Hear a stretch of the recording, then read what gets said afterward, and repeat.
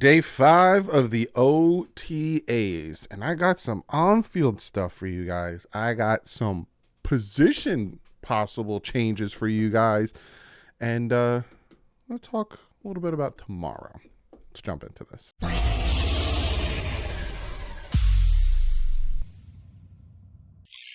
What is up, Finn fans? Day 5 of OTAs. They don't have, I think the last day is Friday, and then mandatory mini camps next week for 2 days, and then they're done. Mike McDaniel actually talks about that he cut down. They were going to do 10 days of OTAs, and I think they cut it down to 6 to make them more impactful. I'm going to talk about that because I got Mike McDaniel's presser, and then we're going to talk about orange jersey, some player pressers, who likes playing where, and then on the field stuff. So without me farting around. Oh, but real quick, I'm going to fart around a little bit. I made I talked yesterday about how I got another set of tickets for the Atlanta Falcons game, and I got it from somebody on Twitter who DM'd me. For some reason, some of you guys think that you need to have a Twitter account to be a part of the giveaway. No. Never said any of that. Don't think you need to have a Twitter account. I'm literally going to post in the description when the giveaway starts, how you sign up, and essentially all I'm asking for is your name and your email address. That is it. So that when you win, I could just email you the tickets because they're digital tickets. So don't think you need to have a Twitter account or an Instagram no. All you need to do is be subscribed to the channel and then fill out what I'm asking you, because I know who's subscribed and if you filled out. That's all that I'm ever going to ask you. Subscribe and fill out the whatever I'm going to do. But I haven't decided when I'm going to start giving away because, again, it's August 11th. Tomorrow's June 1st, so we still got time. But, yeah, don't think you need to have a Twitter. No, you don't need to have a Twitter. So we're going to talk real quick about Mike McDaniel.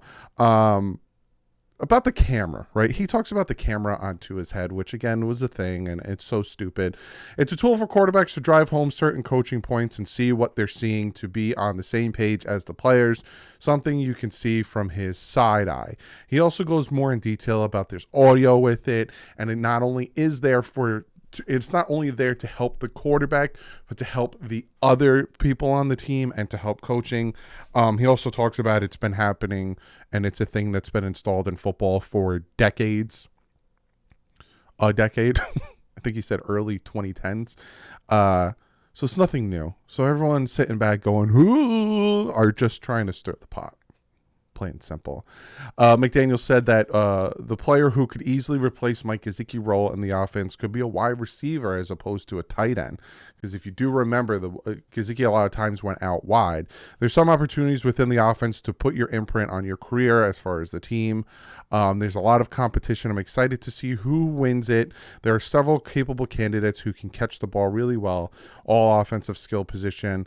They're a good amount of talent. Receiver Roby Chosen and Eric Izukomo are two options for that role. Here it is. Why are the Dolphins only using 6 of their 10 permitted OTA sessions? Everyone benefits with a bone here and there. Everyone benefits with a bone here and there.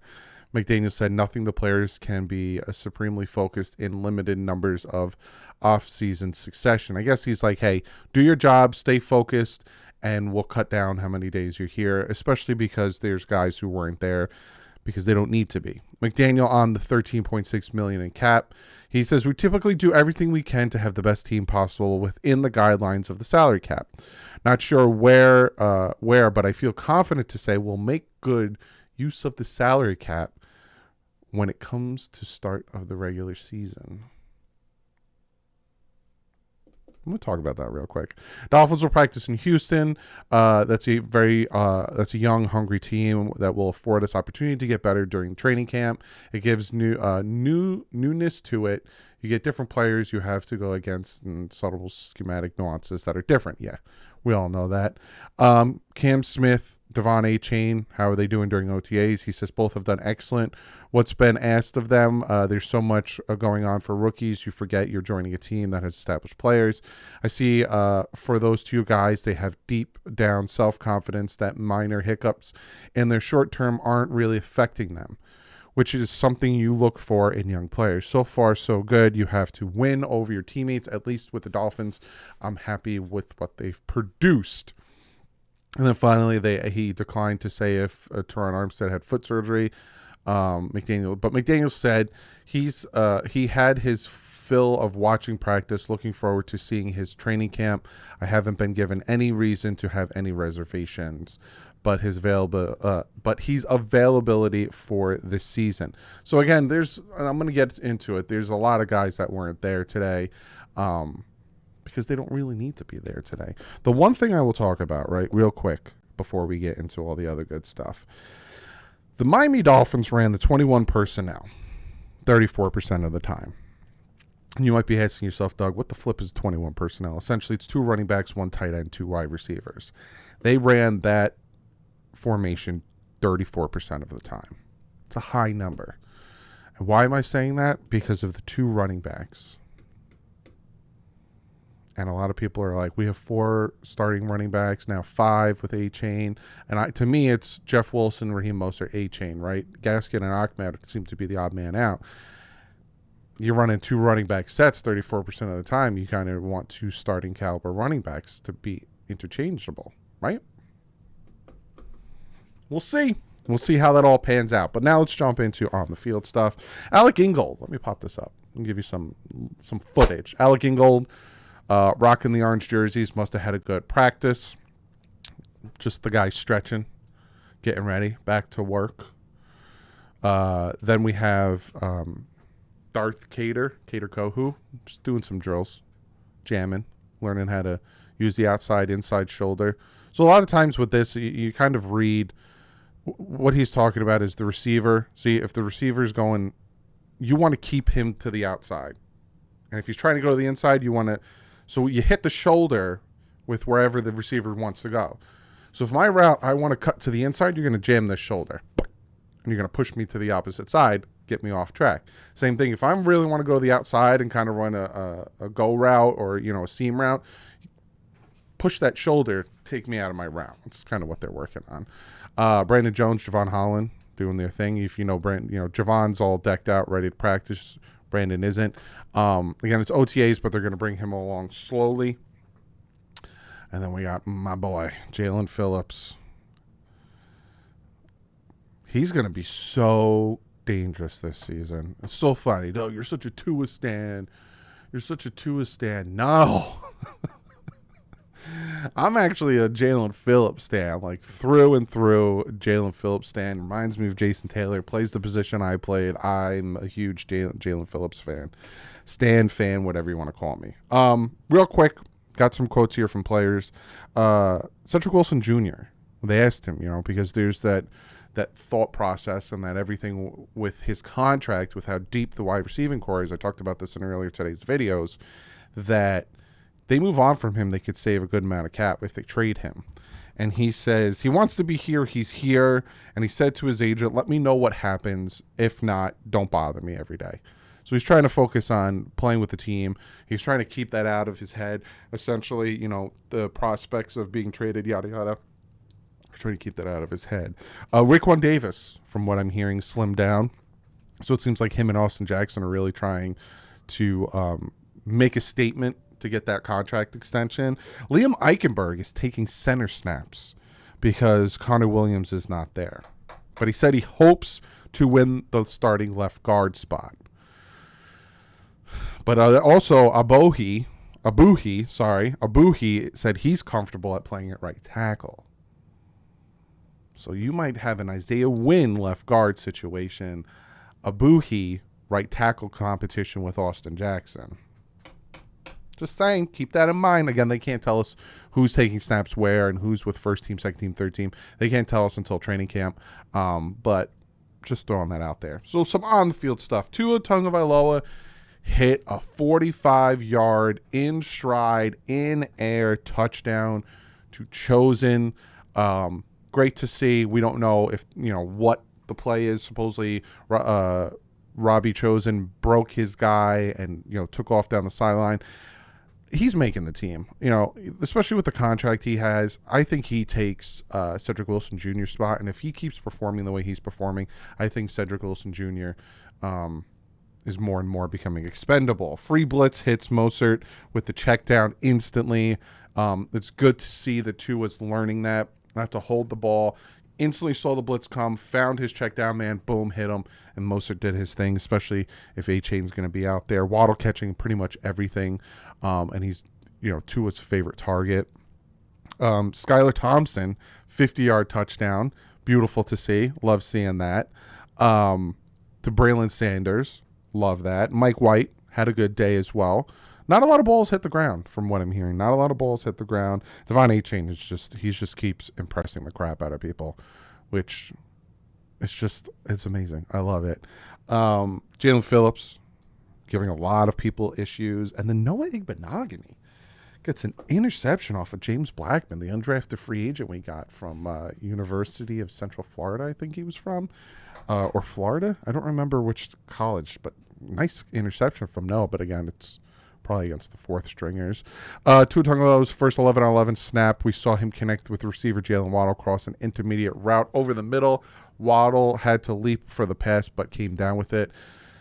What I like about that, yes, it's a high throw from Tua, but I like that Waddle, from what I'm hearing, he's constantly catching the ball. Skylar Thompson also hit his speedy A-Chain deep on a wheel route where the rookie outran linebacker Jerome Baker, but rookie edge rusher Mitchell Agood could have been credited with a sack. So it's like, that's what you got to take with, especially with training camp. And now the plays are like, oh, that's a nice play, but then it's like, would have been a sack. Cornerback Justin Bethel had a sack. Edge rusher Jalen Phillips and defensive tackle Raekwon Davis combined for one on Tua. Davis had one of his own where play was stopped. So again, the defensive line being very disruptive, but again, for the offensive line, it's very hard to make stops without the pads on. Cedric Wilson Jr. on a decent intermediate throw to the sideline. Second-year corner Kader Kohu was on a blanket coverage against Sanders. One play where Tua threw incomplete on the right side after Tua went through a progression through the left side of the route tree. So again, working on his progressions. Dolphins, already knew that. Safety Jaron Holland wore the orange jersey Tuesday, so we'll see who wears it on Friday, last day of OTAs. Dolphins players not seen practicing today. Tyreek Hill, Teron Armstead, Connor Williams, Robert Jones, Zach Sealer, Cameron Good, Channing Tindall, Jalen Ramsey, Xavier Howard, Trill Williams, Brandon Jones, and Nick Needham. Inside linebacker David Long Jr. was also only seen working on the sideline. So again, I just want to reiterate this, right? Like Teron Armstead, he's working out on his own. But guys like Jalen Ramsey and Xavier Howard, Trill Williams, Brandon Jones, Nick Needham, they're probably there. They're just not working on the field, just like David Long Jr. wasn't. But these other guys, right? We're not making a big deal out of the fact that Hill's not there. Hill's not there. He knows the offense. He was in it last year. Same thing with Teron Armstead. Same thing with Connor Williams. Same thing with Robert Jones. Zach Sealer, Cameron Good, Channing Tindall, maybe they should be there. It's going to be a new defense. And Jalen Ramsey, Xavier Howard, we're there for most of OTAs. They're going to probably take the last 2 days of OTAs off. It's OTAs. So I'm not too worried about them not being there. But so far, what I'm hearing today, offense did well. Defense did well. But again, it's OTAs. It's good to hear certain things. It's good to hear certain throws and all that stuff. But what I'm interested is who's taking snaps where and what could be possibly happening after tomorrow after the Dolphins get $13.6 million. Going to be very interesting. I will have a video planned for tomorrow and Friday. I think Friday is going to be the if video. Like I've been talking to you about, there's a lot of ifs with this team. I'm debating if I want to do it tomorrow or Friday. But I got a lot planned for you guys, so if you haven't yet, hit that subscribe button, especially if you want to be part of the giveaway. Also, like I showed you, a good portion of you guys that are watching haven't. So if you like what you see, hit that subscribe button. But on that, I will see you guys tomorrow. OTA's last day is June 2nd, which is Friday. So I'll do the ifs video tomorrow, then Friday. And then Dolphins mandatory minicamp is the 6th and the 8th. So it's the following week after, and then they take a break until training camp. So after the 8th, you'll be getting your camp position battle videos. So hope you guys enjoyed the video. I'll see you guys tomorrow with the ifs video, or if moves happen, I'll make that video, and then Friday I'll see you with the last day of OTAs. But like usual, stay classy. FN top.